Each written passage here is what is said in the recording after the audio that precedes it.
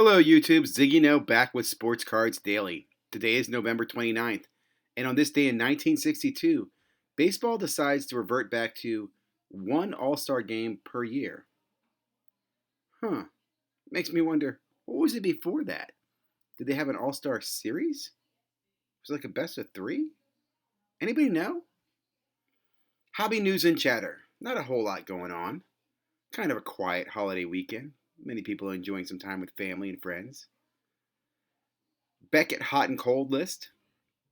We're going to review upcoming releases. There have been some slips. Today, Slabstocks FC and weekly update from Northeast Ohio. Several other content providers typically drop on Sunday, but we'll see what comes out. What'd you miss yesterday? Hobby Hotline yesterday morning. Rookies and Stars rip and review. Rare hat and a collecting story I thought worth sharing. Those back pages talking about branding. And Sports Card Live last night with Jeremy had Ken Reed on. Let's get into the content. So first of all, on Beckett, they did a little hot and cold November 27th review here. Not going to ruin it for everybody, but they just kind of go over some of the players here, which I thought was pretty interesting. This Alexi dude is hot. I mean, that's a $200 base card coming out of a Series 1 hockey. And you tell me, hockey people, is this normal? And then Justin Herbert, man, on fire. Prism Retail. Again, I think it's a $200 card right now coming out of this retail product. So both of those are big retail chases. I'm actually surprised I was able to find some Series 1.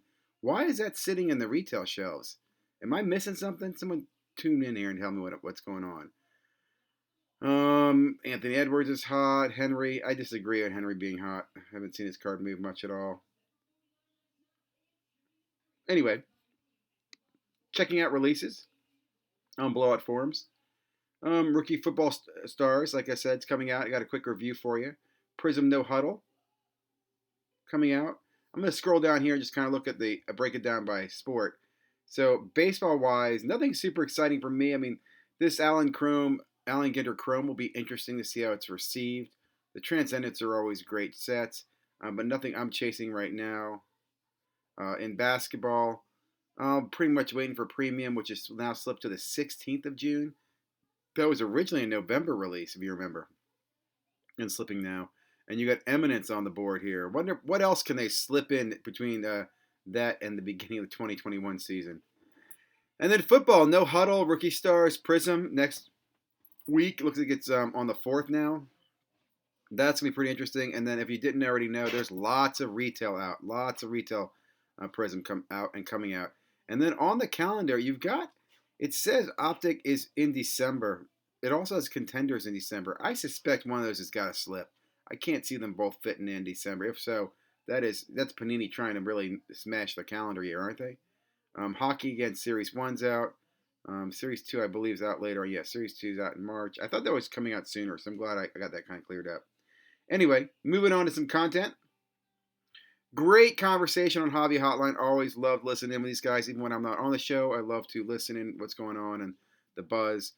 Talking a little bit about the Burrow injury. Talked a little about the hobby. I thought it was a 3B collection. Brought up the fact that in the Topps wave, T206 waves, you can't tell the difference between one box and the other, which really irks me. I mean, how do you buy them on eBay and someone tells you they're series, they're wave ones, but they could be wave whatever the heck they want to be? You can't tell until you rip the boxes open. That's just terrible, Die Topps. I mean, really, really terrible labeling. A good point that was brought up on the show. Cardo Joe does a great break of hobby box of Rookies and Stars.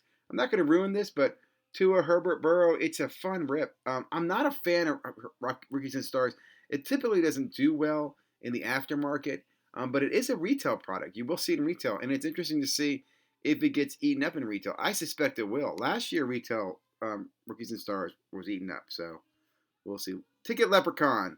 Get over there and give this young man a subscription if you haven't already. If you like his contact, he's a big-time collector. I'm going to start mixing a little more collectors. I realize I definitely tilt towards more of the investor-type content. I think it's, what I think is more relevant to people, but I think collecting is important. This is a great story about this Red Hat redemption, and he talks about the series of Red Hat cards, the 1950s Red Man tobacco baseball cap. Just found it really interesting and enjoyed the story and the conversation. So check that out if you get a chance. Those back pages, the oracle of the hobby. Great video here on branding, about branding your name. He talks about how he uses those back pages on everything, from email to his, I think, eBay to, his channel and so forth.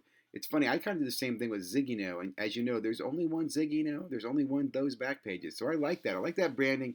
He makes a great point about it. I'm showing here a card that somebody, that I'm gonna say, bedazzled up. They took some of these cards that have been sold and they've done some aftermarket modifications, and then they're reselling them. And that card looks sexy. It looks refractor like, right? And those back pages, that's one of his favorite cards there. So he got that in the mail. I'm gonna say it's bedazzled.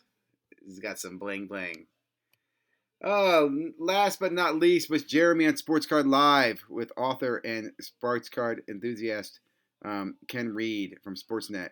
Great conversation. Listen, talk about hockey and sports cards and stories about the hobby and the industry, and just a good time. Always learning a little bit new about Jeremy and the hobby. Want to listen in, so definitely enjoyed it. If you have a chance, check it out. Get over there, give a like and a subscription as well. More content coming as we move into tomorrow is the 29th, last day of the November, right around the corner, and then we're going into December and the holiday season. Hope you all are staying very safe and healthy and happy, having a wonderful holiday season. Take care of each other. I know 2020 has been a special year in many, many, many ways, and not necessarily in better ways. But let's keep our chins up, be happy, remember all the wonderful things that have come out of it. Like, I know I've met a lot of wonderful people through 2020 and in the hobby. Stay safe. Subscribe if you haven't already.